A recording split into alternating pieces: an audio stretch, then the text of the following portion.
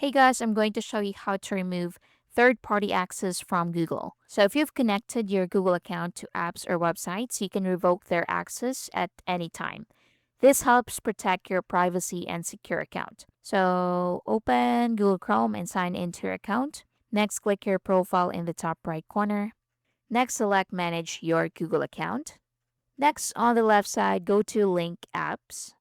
Now in here, select the app or service you want to remove. So let's say, for example, this one. Click on that. Now what you need to do next is to scroll down and tap Delete All.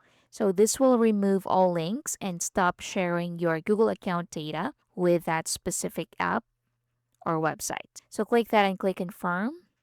So it says here you're no longer using that app with your Google account.